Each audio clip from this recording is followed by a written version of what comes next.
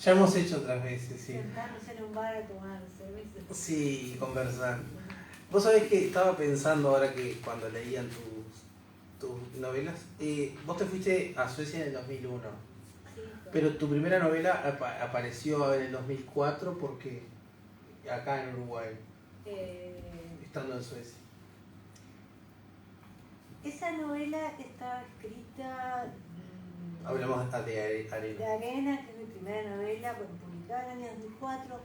Estaba escrita y pronta para publicar desde el año 97, creo. Pero se iba a llamar La Huida, ¿no? ¿Y cómo sabes eso? No me acordaba que había hecho eso. No lo dijiste. Estuvo indagando. Sí, yo soy groupie.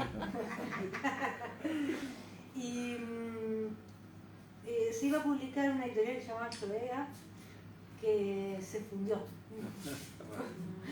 Ese era el próximo título y se fundió. Y entonces quedó, bueno, como en un limbo ahí, y cuando yo me fui, Andrea Blanqué, escritora, poeta, gran colega, amiga también, pero sobre todo gran colega, de esos solidarios, ¿no? Me dijo, déjamela, porque en esa época había que tener copias en papel todavía de las cosas, que yo voy a hacer algo, porque es un desperdicio que esto esté pronto, escrito, aprobado, entonces algún otro editor le tiene que interesar. Y un día me llegó un mail de Planeta, simplemente, y me dijeron, mirá, tenemos esto, nos parece que sí. Entonces salió en 2004.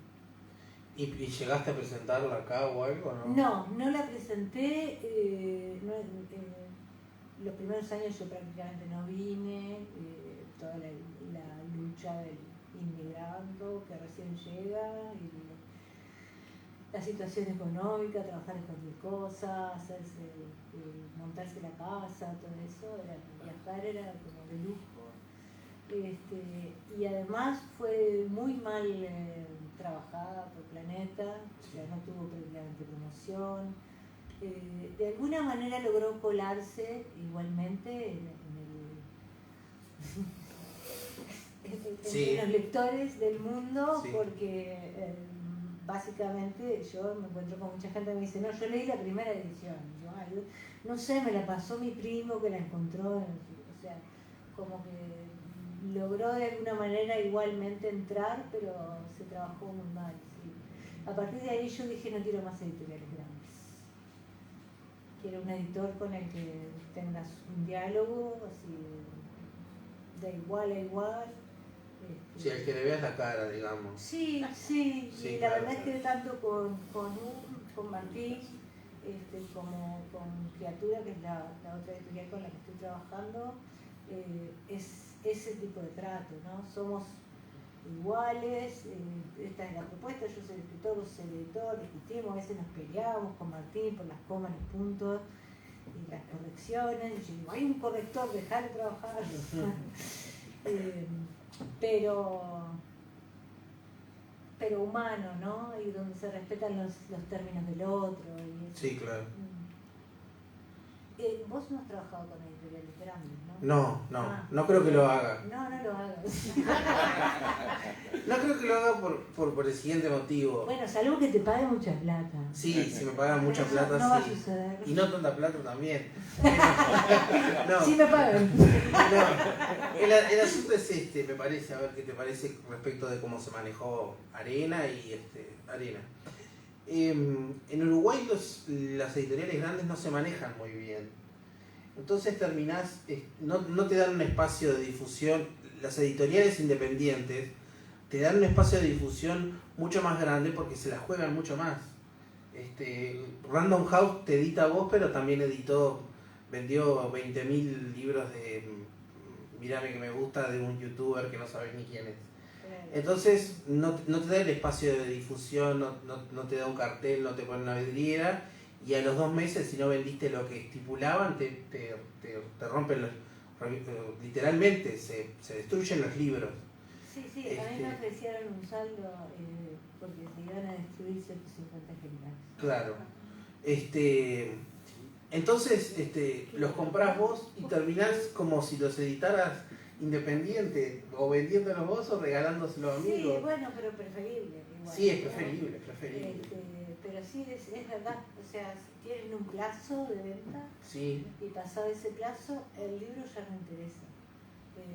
No hay un archivo, ni siquiera, por ejemplo, se podrían vender a precio barato para libreros de calle, de ferias. claro, a veces van se con podría suerte vas a rematar, empezar. claro, se podría, no sé, se podría donar a bibliotecas Sí. o lo que sea,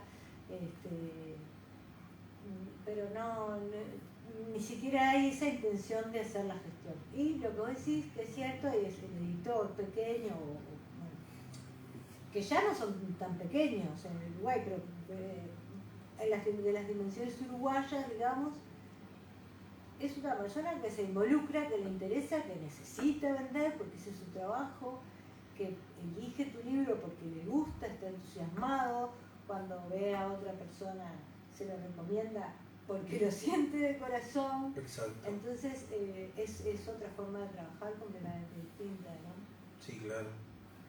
Sí. Y respecto a los misterios dolorosos, que es la novela de ahora, ¿hay algunas diferencias generacionales con respecto a lo que fueron Arena y Pegame que me gusta, que son las anteriores? ¿Qué te decís con generacional? No, respecto de los personajes, principalmente, porque abarca diferentes temporalidades. Sí, pero los personajes son más o menos de la misma generación. Sí, de la generación sí, pero en Pegame, claro, en Pegame y en Arena, para los que no leyeron, son más bien jóvenes. Sí, lo que pasa es que Los Misterios es una novela que es mucho más panorámica, ¿no? Exacto, eso. Que va, o sea, tiene tramos de la infancia del personaje hasta, no sé, 40 y tantos años puede tener el personaje, una cosa así. Por ahí. Y era un poco la idea eso de abarcar, ¿no? Los procesos que se producen en la vida. Lo que pasa es que tú sos muy joven. Entonces, yo te pregunto. Pero tengo el alma muy anciana. No, pero, o sea, tus personajes son pero jóvenes. Porque evidentemente uno cuando no tiene la experiencia, personajes secundarios, obviamente sí, uno crea personajes. Sí. Tengo, o sea, he escrito personajes varones, o sea, sí, claro. evidentemente sí, es ficción y uno puede crear personajes. Pero cuando vos pones el punto central en un lugar, o sea, lo de la edad es como, es un detalle muy importante. Sí, claro. O sea, igualmente, Maricas Muertas, me fascinó el personaje que creaste de ¿cómo se llama? Maxi Derxi. Porque lo menciono porque es de alguna manera el único personaje del núcleo central. No sé si alguien ya leyó o qué. Es muy novista esta, ¿no? Sí, bueno, es el único personaje que no tiene 30 años, ¿no? Que tiene como 40 y tantos o algo así. Y es un personaje fascinante, odiable, pero fascinante al mismo tiempo. Y me encantó eso de que como que encaja en un hombre de 45 años. Puede ser. O sea, que está como captado, ¿no? Su decadencia, su querer seguir siendo joven. Exactamente, bueno, la idea era esa, que eso me alegra mucho. ¿Así? La idea era como captar la decadencia o el ridículo de alguien que no asume que ya no tiene 20, digamos. Claro. Y que hay cosas que... Está ese discurso de, bueno, la edad es un número, qué sé yo, bueno, no sé. También lo es. Lo es, pero, y es verdad. Pero para algunas cosas quizá hay cierta elegancia que no está mal. A mí lo que me parece es que desde que vos tenés 20 años hasta que tenés 45, pasan 25 años, como sea, ¿no? sin querer caer en ningún estereotipo, si tú no cambias nada en 25 años, Claro. quiere decir que la vida te está pasando más por arriba. Claro, ¿Entendés? exacto. O sea, uno tiene alguien que absorbe del mundo, que aprende, que crece, cambia en 25 años. Absolutamente. Entonces el envejecer es eso, digamos, ¿no? Es como algo que sucede justamente porque uno está activo. Entonces cuando ves esos personajes que se siguen comportando como si tuvieran 20, es o eso, o el temor, el miedo, el no Sí, querer un poco, asumir, hay un poco de temor. o la incapacidad de Sí. modificarse a sí mismo, ¿no? Sí. O una combinación de las dos cosas. Sí, claro. Que es un poco por donde va Sí, totalmente. el maxi. Sí, el Maxi Daxi. Sí, así se llama. Queda como un nombre artístico también así medio absurdo, ¿no? Claro. Como Lele Barrubia.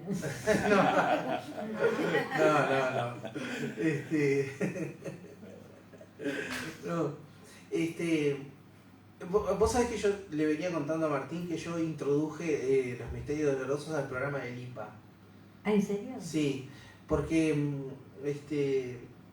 hubo que en literatura uruguaya había que trabajar autores contemporáneos. Yo trabajé los misterios dolorosos y después se siguió trabajando. Y entre los temas que tiene esta novela que me gustan mucho, hay una construcción. Todas sus novelas tienen un contenido político que no necesariamente tiene que ver con un activismo partidario ni nada de eso. Pero acá hay como una visión política que se ve distinta que en las anteriores novelas, porque en las anteriores novelas como que los personajes están un poco ya desengañados o traicionados. Y acá todavía se ve el camino de la esperanza, no hacia la traición, porque no necesariamente, pero sí se ve un camino de esperanza de la familia comprometida en una militancia. Claro, pero son los 80. Claro, los sí. primeros 80. Acá veo mucha gente que sabe lo que son los primeros 80. Sí, o sea, claro. era un tiempo de militancia, era un tiempo de lucha, era un tiempo en el que te hermanabas con, no sé, con gente con la que hoy te pelearías porque había realmente un objetivo común. Claro. ¿Entendés? Sí, hacíamos campaña con los blancos por Sí, causas porque comunes. Sí, claro, sí. Cosas así, ¿no? Entonces, claro, al abarcar esa época, yo creo que si vos no hablas desde ese lugar, es como que no es realista, ¿no? Pero es interesante también cómo la militancia desde lo micro, porque también hay muchas novelas sobre esa época que hablan, bueno, de una cuestión así, coyuntural, social. Pero, por ejemplo, en la discusión que hay entre el padre de la protagonista y la madre, donde la madre le dice que algo que suena como naif, si querés, que es como si todos los ciudadanos fueran y se sentaran y no hicieran nada frente al Palacio Legislativo, se acabaría la dictadura. Los milicos se tendrían que ir. Parece como... Yo muchas de esas cosas las recogí de conversaciones que Claro. yo grababa en mi memoria porque me parecía súper fascinante, sobre todo al principio, al principio de la época más abierta, digamos, yo vivía 13, 14. Después ya me involucré un poco en la militancia y todo, pero al principio era un poco como espectadora, no me dejaba, mi padre no me dejaba. Voy a ir a repartir volantes. Si tenés 14 años, vas a ir a repartir volantes, que es peligroso. Esas cosas.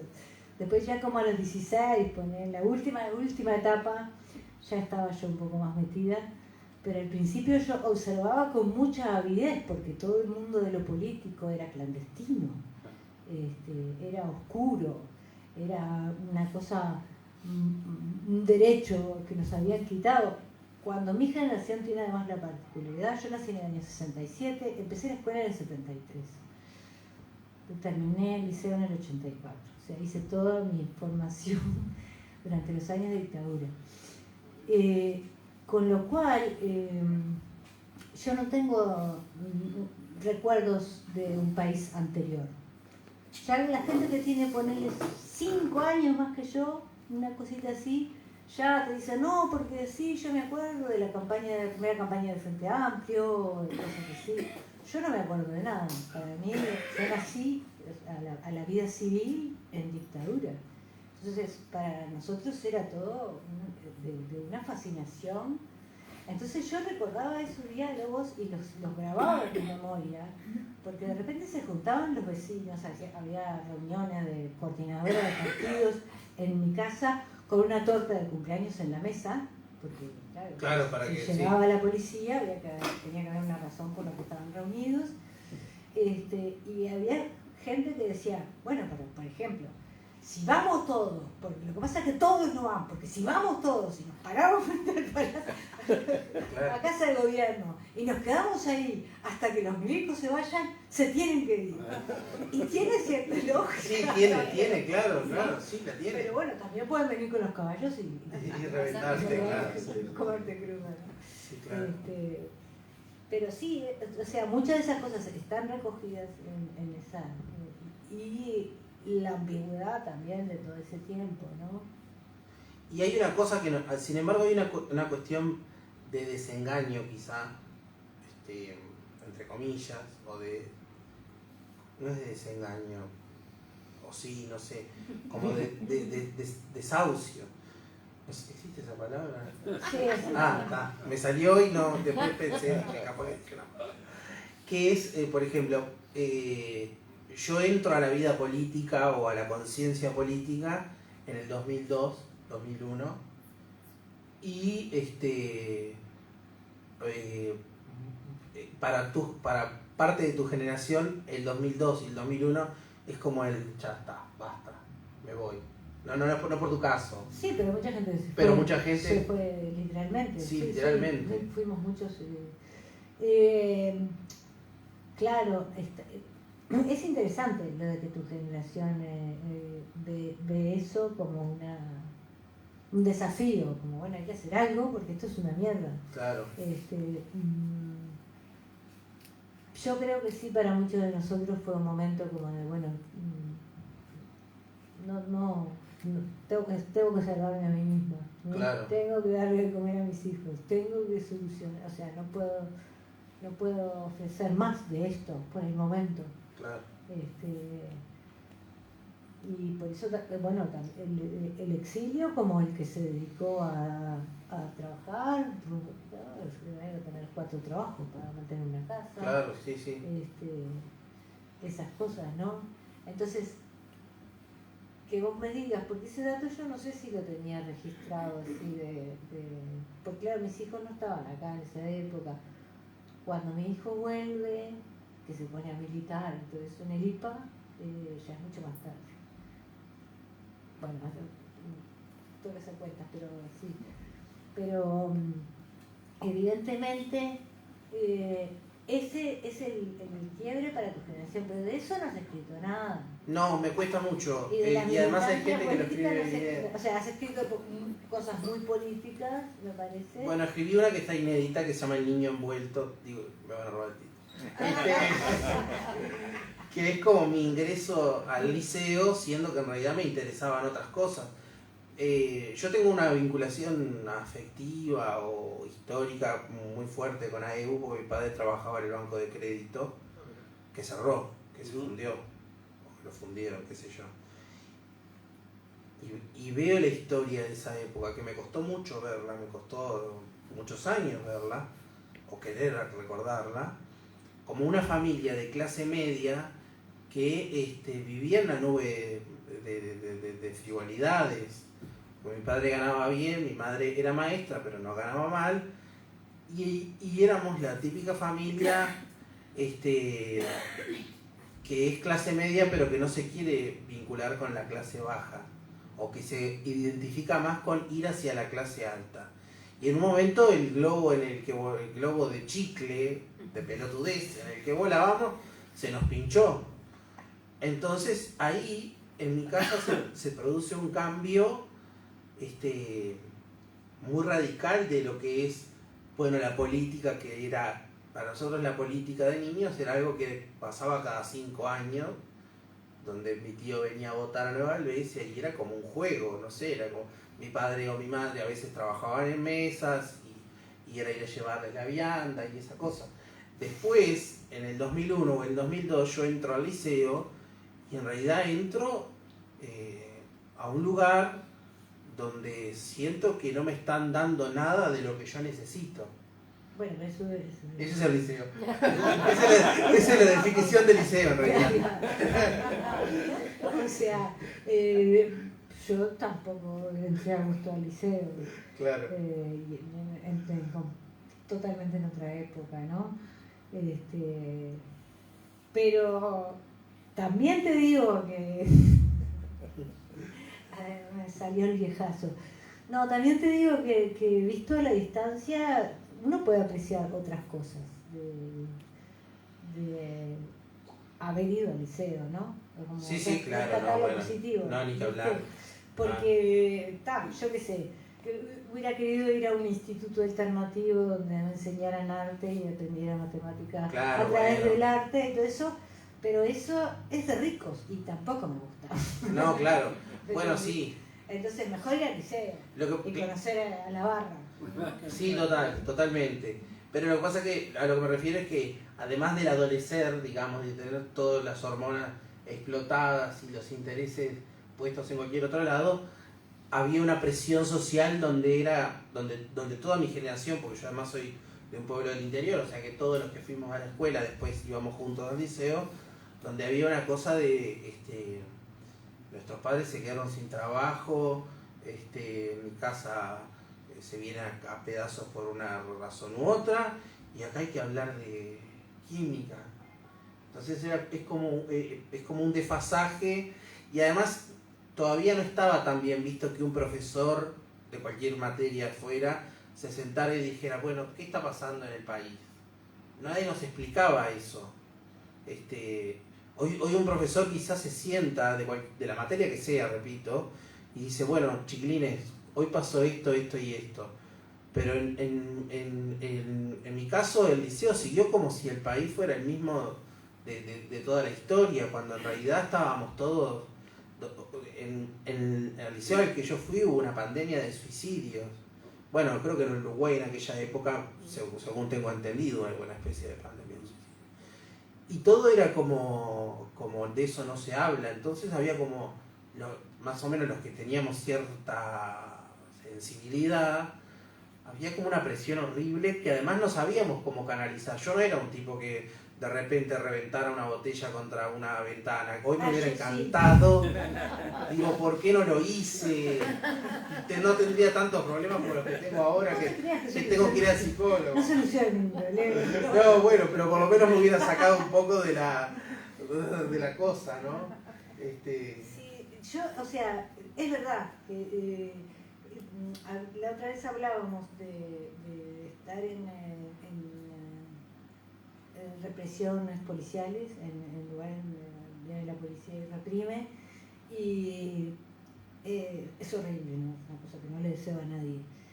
Pero tiene un poco eso de, ¿viste? Tirarle una piedra a un caballo. Claro. Y te sacás un poco, ¿sabes? Sí, me imagino. Yo en mi liceo lo único que podía hacer era hacerle una zancadilla a una cripta, pero no me daba cosa, porque además era una vecina seguramente, ¿viste? O la madre de algún compañero era, entonces no había tanta idea. Y a su vez, eso que decías recién de esa represión policial, había también una represión solapada por parte de la institución, por lo menos a la que yo asistí, que no te dabas mucho cuenta. El de eso no se habla, y al que encuentren hablando medio que lo callan, también es una cuestión represiva. Algunas de esas cosas que estás contando ahora se filtran ahí un poco entre páginas en Papeles Suizos, que es el libro anterior a este, ¿no? Sí. Que los dos los recomiendo de todo corazón. Pero como que hay otros temas involucrados que son como los que llevan en la línea central. ¿No tendrías que escribir más sobre eso? Sobre tu adolescencia en Nueva Helvecia. ¿Que no lo haga? Que sí. Ah, sí. Que tendrías que escribir más. Lo hice. Pero claro, sí hay como había una línea represiva. Y también había una gran represión sexual. No solamente por parte de los que formábamos parte de un colectivo LGTBIQ+, sino porque yo veo los adolescentes de ahora, no había tanta internet, y no estoy hablando de hace 40 años, hablo de hace 20, sí, 20, menos 15, ponele. Y yo siempre digo bromeando, nos masturbábamos con la foto de Mira Agustini. No había internet. Yo recuerdo todavía un compañero. Que sos un intelectual. Claro, porque todo lo sexual no se podía ni nombrar en el liceo. Y lo más excitante que nos pasaba en el liceo era la clase de biología, cuando trabajamos el aparato reproductor. Había como algo rarísimo. Y a su vez estaba la contracara de cuando nos escapábamos y nos emborrachábamos y hacíamos cualquier desastre. Que además se tomaba mucho, viste que yo también soy post-punk. Yo soy punk. Vos sos punk. Se tomaba mucho alcohol rectificado. Mirá que una porquería. Se diluía en el jugo ese sin comentario, no sé cómo se llama ese jugo horrible. Se le ponía el alcohol rectificado, tanto que las farmacias de Nueva Helvecia, que es de donde yo vengo, se pusieron de acuerdo en no vender alcohol a menores, alcohol blanco, alcohol de heridas. Así que también pienso que en algún punto, más allá de que fuera una travesura o no, había una necesidad de evasión con eso. Sí, que además te dejaba, imagínate. Express. Nuestros padres, si hubieran sido responsables, nos hubieran dado whisky antes que eso. Esa estrategia no funciona. No. Tomale. Sí, claro, no. No tomar. No, pero yo creo que tenés un tema ahí que es interesante y que no te quedas tan corto. Claro. Una discusión que no sé si es generacional o de estilo, de las dos cosas. Creo que las dos cosas. Y es que José escribe libros cortos, que está bárbaro, ¿no? O sea, no es... En este caso a veces que funciona estupendamente y te lo lees yo que vivo en un lugar medio aislado, ida y vuelta a Montevideo, me lo leo. Para muchos formatos funciona bárbaro, pero a mí me pasó eso que te comenté, por ejemplo, con Papeles Suizos, que me quedé como con ganas. Me pareció que había historia para más. Pero si vos tenés un plan de escribir muchas historias. Claro. Sí, soy vago. No, pero, o sea, yo creo igual que hay una cuestión generacional como de que ahora todo es más rápido, más corto. Sí, es verdad. Además, también publicás más. O sea, sí. publicás libros. Sí, todo un libro por mes. Pero 2 por año. No sé ni para qué. Sí. ¿Para qué? Bueno, es otra cosa. Sí, hay una cuestión del libro corto.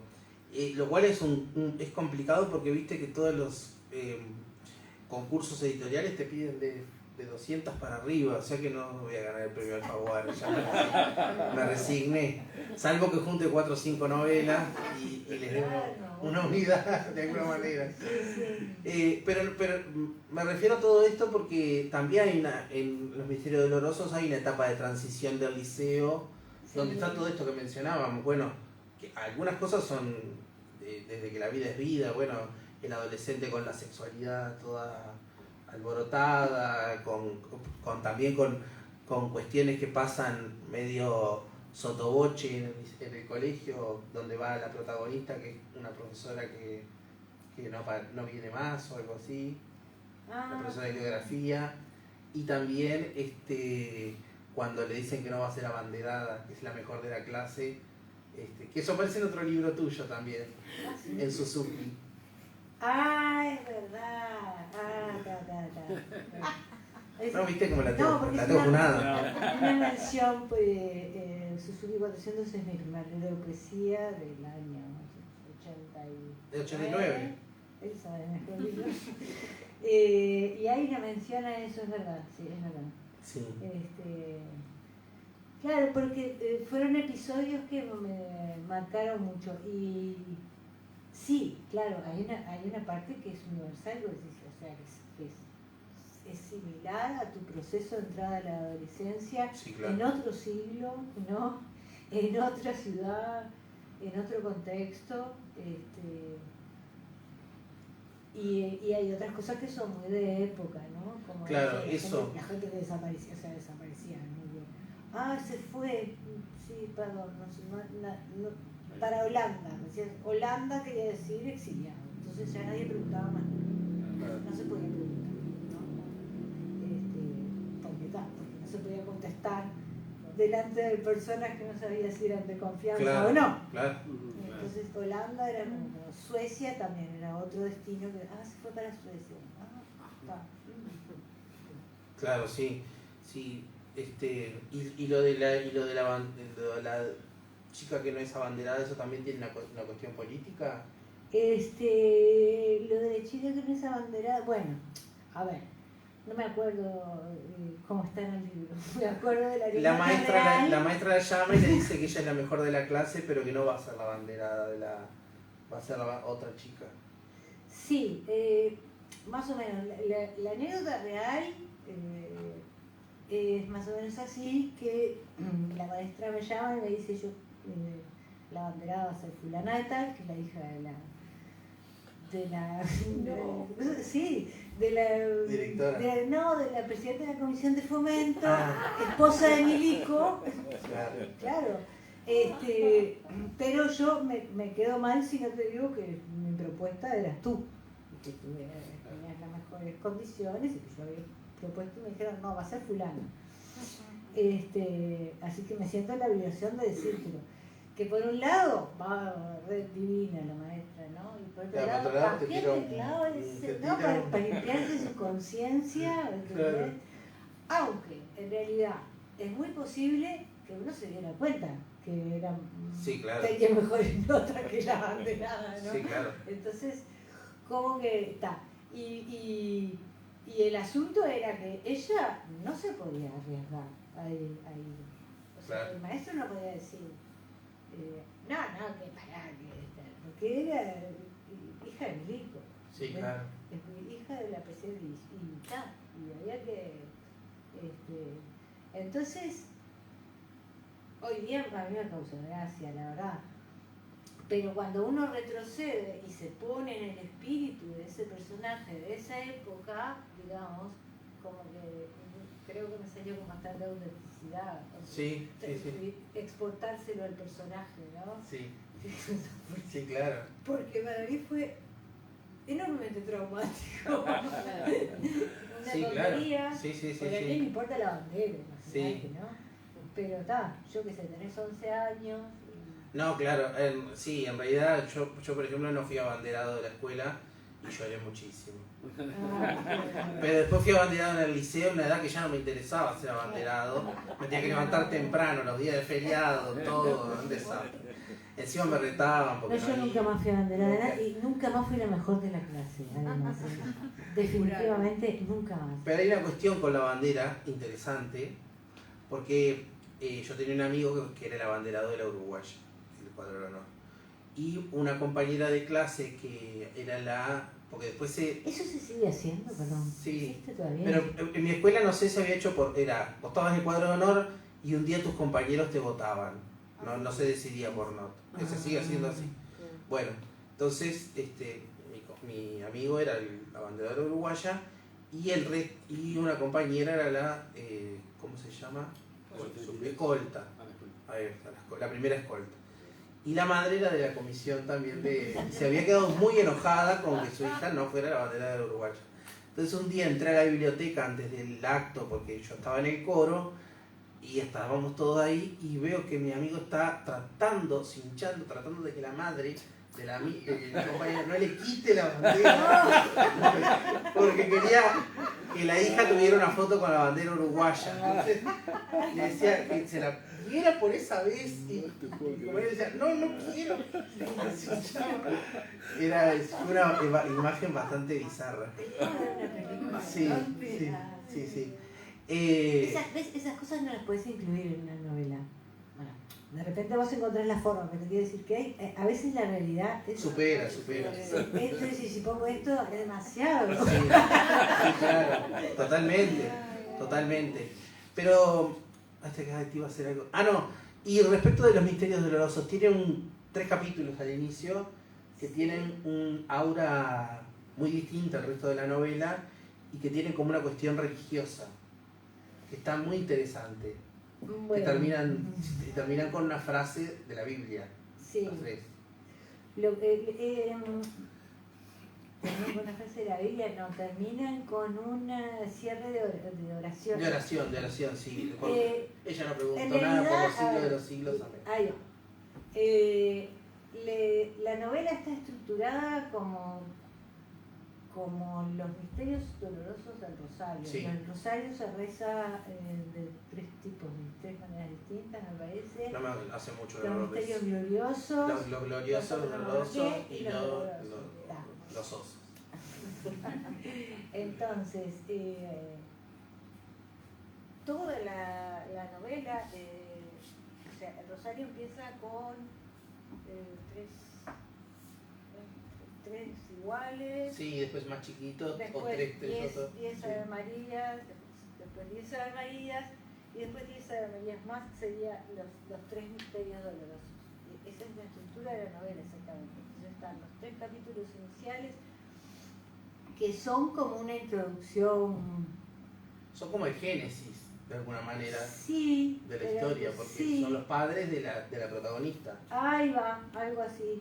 Y a su vez abarcan cada uno de los 3 temas centrales que me parecía que yo quería trabajar. Y después vienen las cuentas de Rosario, que son 10 capítulos, el primer misterio, 10 Claro. capítulos, el segundo misterio, y 10 capítulos el tercero. Hay una escena particular que me angustió y me llamó la atención, porque lo pienso en la generación de mis abuelos, que es cuando ellos le cuento, los padres de la protagonista recién se casan y se van a vivir juntos, y la primera mañana ella prepara el desayuno y dice algo así como: ella no sabía si a él le gustaba el café con leche y nunca se lo preguntó y él nunca le dijo que no, y ahí termina el tema. Como que para el resto de la vida fue como nunca se habló de una cosa tan banal como que querían desayunar cada uno. Primero que ella preparaba, por supuesto, no iba a preparar él. Y nunca se habló, como que no había un hablar del asunto. Sí, a mí me... Y eso en lo cotidiano es como uno de mis grandes terrores, no sé por qué. Esa cuestión de la pareja que no hablaban. A mí lo que me interesaba, creo, a veces no cambia la historia después, pero era justamente eso de las cosas que suceden sin que nadie ¿no? Yo quizá por creo que a vos te gusta la cerveza, entonces pido cerveza, vos interpretás que a mí me gusta la cerveza, cada vez que salimos tomamos cerveza, cuando en realidad los dos nos gustaría tomar vino. Claro. ¿Está? Exacto. Hay muchas cosas que suceden así y que pueden llegar a meterse en la vida de las personas. Entonces, como lo del desayuno era un poco como el símbolo de gente que vive la vida por casualidad. Claro. No sé si explicar. Sí. Un poco como cómo es importante tomar decisiones, ¿no? Y no dejar que la vida te lleve. A veces está bueno dejar que la vida te lleve cuando uno está muy enroscado. Pero con el café con leche se puede. Digamos. El café con leche no me gusta. Claro, digamos. Pero se entiende como la... Sí, claro. Sí, totalmente. Eso es bien interesante porque todas las generaciones también tenemos algo de lo que no se habla. En mi generación, por ejemplo, hoy es muy común que los padres del 80% de los niños que van a la escuela o al liceo estén divorciados. Y cuando yo fui a la escuela había un compañero que tenía a los padres divorciados, y entonces un día hicimos un ejercicio muy absurdo porque era ubicar en un plano gigante de la ciudad la casa de cada uno. Entonces él señaló 2 casas. Y yo le pregunté a la maestra por qué Maximiliano señalaba 2 casas. Me parecía tan, hoy lo veo tan, bueno, que la maestra dijera, porque sus padres están divorciados, vive en 2 lugares. vive en 2 lugares, qué sé yo, pero la maestra lo único que supo fue decirme, me dijo, porque... Lo recuerdo clarito, fue lo único que le salió de... No creo que tampoco lo haya hecho de mala fe, fue lo que le salió en ese momento. Ahora, eso es, la verdad, no quiero tratarte de puebleriño, pero eso es, en Montevideo, cuando tú tenías, cuando mis hijos, yo tengo un hijo que es casi de tu edad, Sí, ¿no? sí.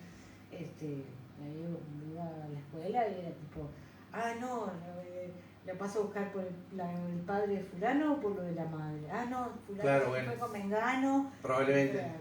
Y todos, y tenía, uno tenía un hermano que era hermano del otro hermano, del otro hermano, del otro. Claro, lo que pasa es que en el pueblo a veces Ya, eso no se habla. Si el hermano es el hermano del hermano, cosa no se menciona. O cuesta mucho divorciarse porque ¿qué dirán? Sí, Entonces, sí, como que el cambio viene atrasado. Sí, digamos, sí, ¿no? sí, viene atrasado. Sí. Hoy ya no tanto, pero sí. Pero Sí, sí, sí. Me imagino que no. no vas nunca al pueblo. Voy sí, pero ya no sé quién se divorcia, no sé nada. O sea, en un casamiento me parece rarísimo, en verdad. Bueno, es que yo no entiendo por qué la gente se casa, ¿no? Yo tampoco. ¿Por qué los gays se quieren casar? Yo no me quiero casar. Ah. No. Creo que no sé por qué la gente se casa. No, es una pregunta controversial y estúpida en realidad, porque hay gente que se quiere casar y gente que no. Sí. Pero la reacción un poco así como ingenua, pero ¿por qué tanto lío para casarse? Nosotros queremos no casarnos más y ellos luchando por casarse, ¿no? Claro, bueno, sí. Y creo que la mejor respuesta me la dio, ¿cómo se llama esta chica que es poeta divina? Y bueno, no sé, muy vago eso. Yo soy horrible para los nombres, me va a dar una Pero vergüenza que no lo voy a decir porque va a decir, apariencia. no se acuerda del nombre. Qué frío, qué apariencia. Bueno, no importa. Lo importante es que yo le hice esa pregunta estúpida, ¿por qué los gays se quieren casar? Y me dijo, porque podemos. Bueno, claro. Y lo atendí, ¿no? Claro. De una manera así, Sí, toma, sí. sí. Sí, Ahí voy y sí. me caso. Sí. Bueno, es que yo no. Bueno, No quiero consolidar la familia célula de la sociedad y demás. bueno, Pero- tenemos que escribir a 4 manos sobre la familia. Sí, me gustaría. Como epistolar. Vamos a. Tomen nota, por favor, porque no se olvidan. Una novela como epistolar por mail sobre la familia. Bueno, Me gusta. sí. Y la presentan acá después. Sí, la presentamos. Pensamos que iba por ir, Sí, seguro. claro. Sí. Vamos. Sí, me encanta. Sí.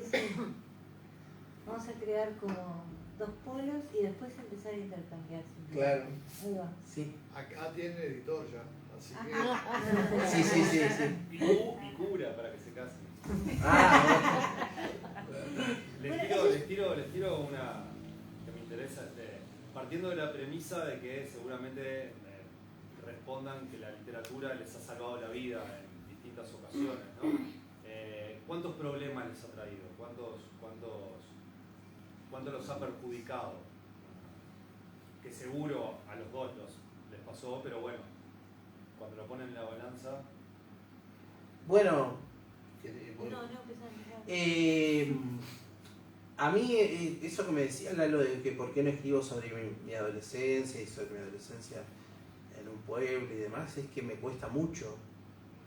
De hecho, cuando yo escribí Papeles Suizos, que habla sobre cuestiones de la ciudad donde crecí, es una novela que en Word tiene 40 páginas.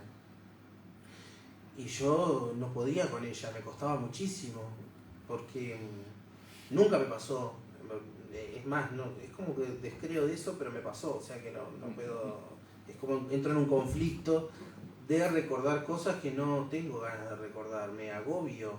Ahora cuando escribí esta novela que está inédita, El niño envuelto, recordaba cada situación en el salón de clase y volví a estar ahí en el salón de clase con ese calor de mierda que hace en otoño y en primavera, y yo además fui a una época que todavía se usaba un uniforme celeste con una corbata que parecía que trabajaba en un hábitat, un pantalón como de vestido gris, como de trabajo, así, todo un gordo, sudado, era espantoso, y además hablando sobre temas que no quería hablar.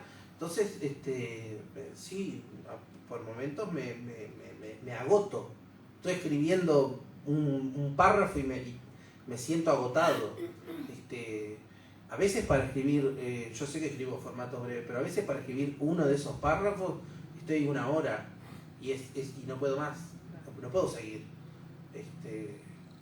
Después, cuando pasa el tiempo, que ya la escribí, que ya está, cuando la estoy releyendo, me puedo llegar a divertir. Por ejemplo, cuando esta es muy buena. No, cuando ¿cómo se corregía maricas muertas? Yo mismo me reía, yo mismo me divertía. Y por ejemplo, pasó algo como lo que vos decías de lo que es inverosímil. Había una escena que ahora no me acuerdo exactamente.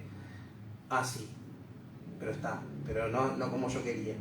Que era de una directora que yo tenía que era muy mala.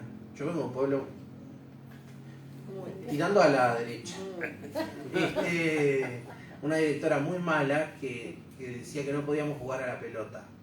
Y había un niño muy pobre, Hugo, me acuerdo, que había, no sé, con todo el amor del mundo y su ilusión, le habían comprado una de esas pelotas de básquetbol que había cuando yo era chico, que eran como de goma, una porquería, pero bueno, era lo que teníamos para jugar a la pelota. Jugábamos a la pelota con una botella. Y la directora, me acuerdo que adelante de todos cazó la pelota en el aire, como en una película, y fue a buscar un cuchillo al comedor y la cortó a la mitad. Y Hugo no paró de llorar todo el día. Y yo le puse eso y Daniela, una de las editoras, me dijo: eso es demasiado malo, nadie te va a creer eso. Yo digo: si querés lo saco, pero yo estaba ahí. No sé, yo estaba. Entonces, sobre todo cuando escribo sobre cosas que realmente viví, ahí tengo como tengo como algún cortocircuito. Si invento cosas, que últimamente trato de inventar para inventar, me divierto más. Sí, yo, si me meto en un tema que sé que me va a costar, lo hago conscientemente, o sea, de que a veces pasa eso, ¿no? Que uno se mete y termina sufriendo con el personaje. Entonces, claro, mi última novela, que es Rompe la Quietud, que es una historia es una historia ficcionada de la música uruguaya. Y fue lo más satisfactorio que haya escrito en mi vida, porque claro, era escuchar música, escribir sobre música, crear personajes que representen ritmos, o sea, y deliberadamente elegí un personaje que es re para arriba, ¿viste? Es un loco así como... Es para Claro, arriba, sí, es percusionista además. Es un percusionista, como va por la vida un poco como no, Sí. no le preocupa mucho nada, yo qué sé, ¿viste?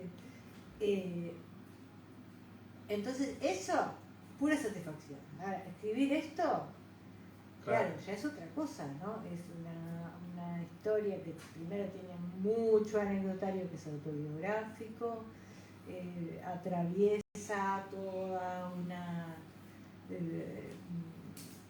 época del país súper dolorosa para todos, los procesos a través de los cuales nos hicimos adultos, mi generación particularmente. Claro, realmente había días que sí tenía que parar y ir a comprar vino, otra cosa. Claro. O aprovechar eso, simplemente hundirse en esa angustia que no sabes que es ficticia, o sea que Sí, ya pasó. sí, que ya pasó. Sí. Lo que sí, es decir, como grandes satisfacciones es que después que lo escribís, es como que queda saldado. Sí, ¿no? sí, queda así. Queda saldado, o Sí. sea, es enormemente liberador.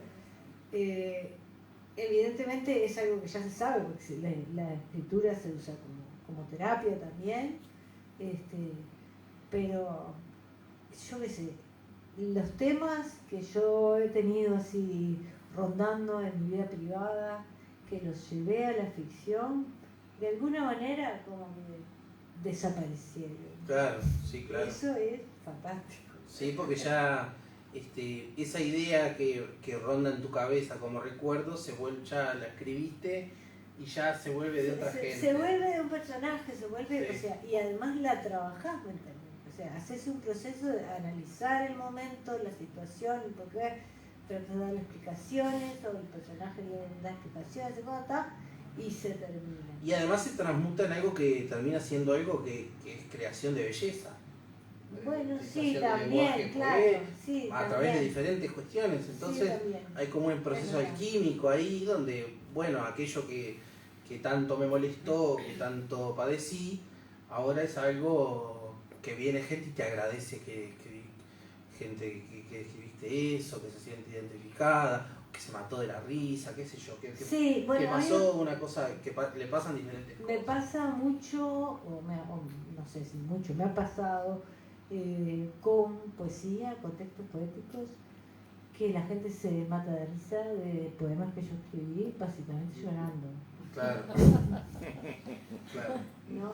También está el tema de la puesta en escena. O sea, cuando vos lees el poema en público, es otro momento de cuando lo escribiste. Y ahí influye qué público hay, quiénes son, qué actitud, quién leyó antes, Claro. si es en un bar o es en un teatro, muchas cosas. Entonces la forma en que tú lo presentás es diferente que como lo escribiste. Pero eso de que vos pones cosas que son tan horriblemente dramáticas Bueno, sí. que la gente se caga de risa. Sí, a mí me pasó se que- convierte en una cosa, en humor. Y está bueno, está bueno. Es como lo mejor que te puede pasar. Cuando mi madre leía Papeles Suizos, yo estaba en la casa de mis padres porque salió a fin de año y escuchaba las carcajadas de mi madre, yo decía, ¿qué se ríe esta hija de la gran?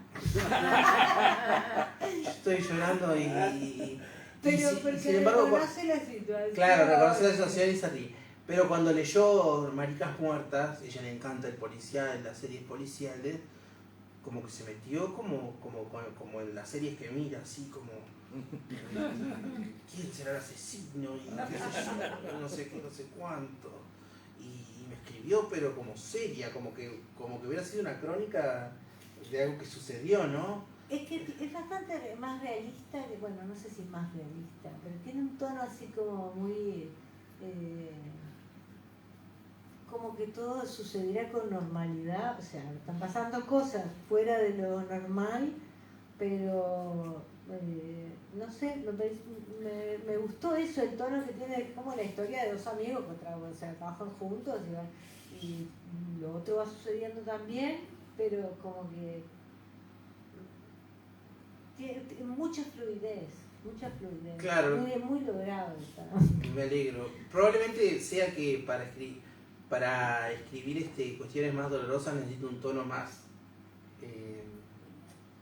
no es jocoso, pero más Ya. Liviano. liviano, sí, o más desestructurado, más como escupido casi. Sí. Y sin embargo cuando invento, no, escribo como si fuera una falsa crónica, no es este el caso, pero en otros libros que hay inéditos, me gusta mucho usar la falsa crónica, dar datos históricos que no existen, inventar libros. Ahora, por ejemplo, me pasó, yo soy fanático y estudio mucho y coso del tango. Y me encontré con la historia de un varón japonés, varón con B larga, que en el 1920 se fue a hacer una cirugía estética a París, y se fascinó con el tango y aprendió a bailar tango y puso una academia de tango en Japón. Yo dije, ni que lo hubiera inventado en el más inspirado de mis días hubiera pasado esto. Claro, y cambió además la historia, o sea... Sí, totalmente, es súper importante. Entonces, claro, cuando escribo sobre ese tema, escribo como si estuviera escribiendo una nota para un diario. Me parece que también la historia va buscando su forma un poco. Sí, bueno, el texto se escribe solo, ¿no? Sí, sí.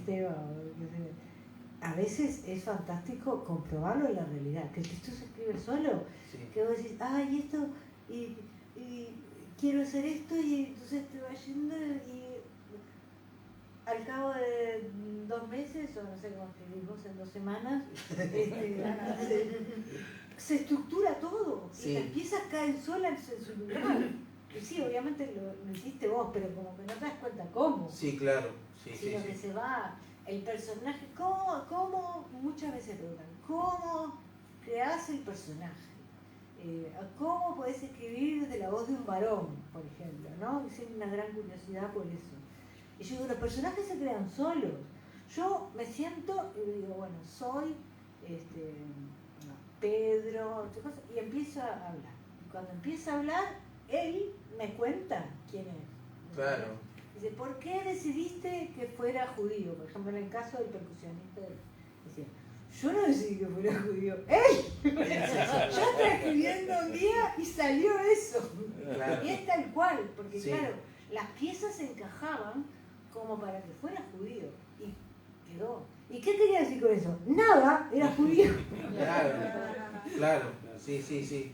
Y además es como un ejercicio teatral en algún caso, ¿no? Pone eso de, por ejemplo, cuando uno habla en la voz de una mujer o de un asesino o de lo que sea, dicen, ¿cómo hiciste para...? Pero no todo el mundo habla igual y no hice nada. No, claro, es un ejercicio teatral, Claro. seguro. Sí. O sea, es ponerse en la piel de alguien. Exacto. Y que eso suene verosímil o no, me parece que es más una cuestión de escritura. Claro. De Sí. que lo hace bien. No, y de lo que le pase al lector, que ya no es problema de uno. No, bueno, está, pero con diferentes interpretaciones igual. El hecho de que se lo crean, que puedan realmente escuchar a un asesino, ¿no? Es técnica, es escritura. Sí, es claro. técnica, Sí. Es una cuestión de que uno trabaja, refina, dice, esta palabrita la diría este tipo. Claro, Decían, exacto. en lugar de garuaba, como llovía, Claro. y lo vas puliendo, ¿no? Entonces, a mí la corrección me encanta, me fascina. Puedo echarme horas cambiando detalles. Yo odio. La mayoría de los Yo odio porque yo cuando escribo ya pasa mucho, en realidad parece que publico muy seguido, pero en realidad esta novela la escribí en un año, se publicó el año pasado, donde en el medio escribí ya 40 cosas, de las que no sé si se publicarán todas, pero cuando cada tanto las voy arreglando, las voy agarrando y las voy arreglando, y las voy como moviendo un poquito. Entonces cuando llegué a la etapa de corrección, yo sé que el corrector hace su trabajo, pero si yo puse esa palabra, la puse porque la pensé muchísimo. Entonces me molesta pero al final a veces termina como, bueno, ¿querés que cambie? Te cambie la palabra realmente. Porque... No, a mí, o sea, a mí me parece importante el trabajo de los correctores. Sí, la bueno, verdad, súper importante. ni que hablar, sí, claro. Levanto mi copa por ello, porque uno se pierde cada detalle. Cuando estás hablando de un texto extenso, Sí, te sí. equivocás en cosas, tenés oraciones que no tienen Sí. caos, Sí, claro. de verbo activo, no a propósito que también lo haces, sino que decís, ay, ¿cuál es el verbo? Uy, ¿no? Sí, claro.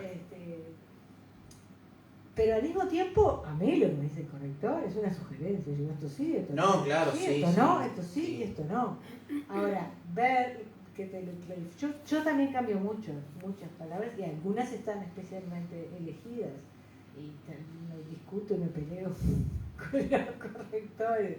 Y me dice, ¿pero por qué? ¿Vas a poner la coma en un lugar que, sobre todo, tengo un problema con las comas? Porque a mí me gusta que se lea como si estuvieras casi siempre, como si alguien te lo estuviera contando oralmente. A mí me pasa lo mismo.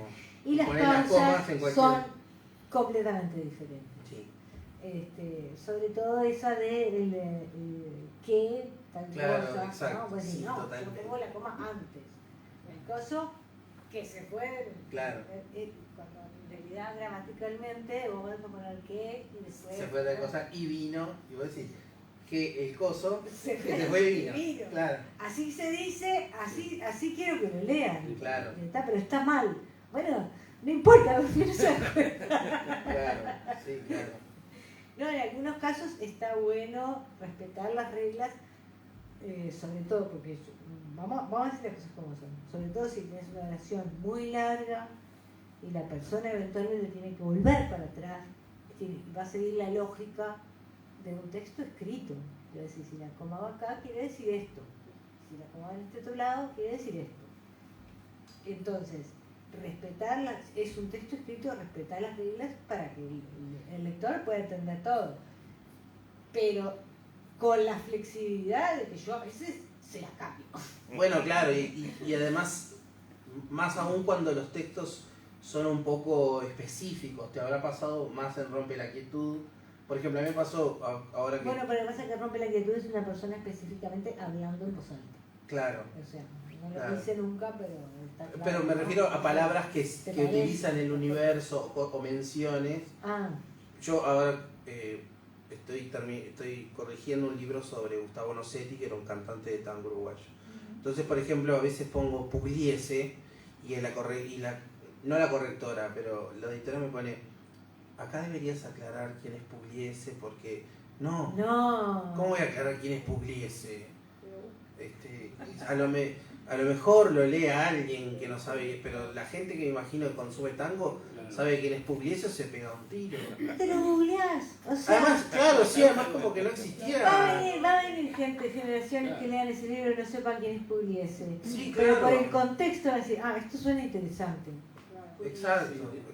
Mirá, Pugliese. Claro. Está. O sea, Sí, sí, no, sí. yo en eso también. En Rompe la Quietud hay exceso de eso. O sea, hay menciones a músicos que ni ellos mismos se dan cuenta que son ellos. ¿no? Claro. Pero yo lo que hice fue poner atrás una lista de todas las De las del canciones, texto sí. levantado, claro, porque levanta texto de canciones, ¿no? Entonces están todos los nombres de las canciones con sus autores. Pero está, yo hablaba desde ese mundo y en ese mundo me parecía como que en ese mundo se habla así, Claro. ¿viste? No sé Sí. si decís, Sí. a la gente por su nombre, ¿no? Bueno, Nos aburrimos en juntos. producción, No. nos están haciendo señas de producción. Ya viene el otro programa. No, si hay alguien del público que quiere preguntar algo, contar algo. Yo quería hacerles una preguntita que me parece que siempre, digamos, uno pocas veces tiene la oportunidad de estar con escritores, pero es muy común que los escritores, de alguna manera, al tener sus influencias y que de alguna forma sea legítimo, puedan robar de clásicos de otros colegas, imágenes, los famosos robos, no sé si la palabra robo, pero de alguna forma adoptar eso e incorporarlo a uno, porque me parece que... Sí. Irónico. A favor del robo. Sí, A o favor, sea, ¿no? Yo estoy a favor también. ha habido bastantes casos últimamente de acusaciones de plagio y todo esto. Bueno, el más famoso fue El de Fisher.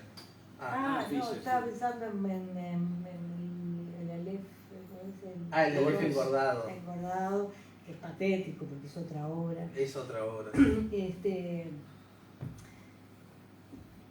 Yo entiendo que la línea es fina, pero me parece que cualquier persona formada en literatura la distingue sin ningún problema. Claro. Dice, al fin es exactamente acá. O sea, esto es plagio y esto no. Que una persona que, o sea, que no lee mucho, que es su primera, o sea, no lo puede distinguir, lo entiendo.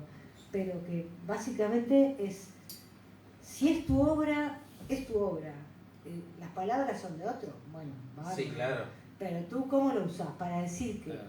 no estás robándole la idea, sino que en lugar de una palabra que existe, tomás todo ya un concepto, una pieza entera de otro lado.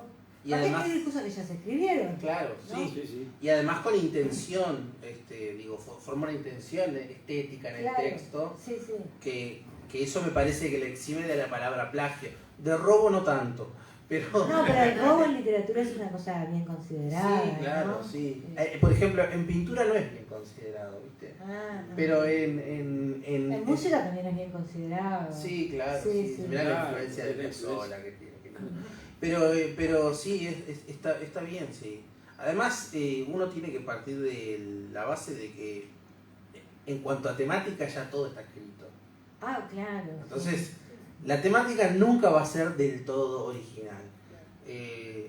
Así que por lo menos la forma y bueno, y a veces hay juegos que hay gente que como dice Lalo, la gente que está acostumbrada al ejercicio de la lectura distingue cuando hay un plagio y cuando hay una intención.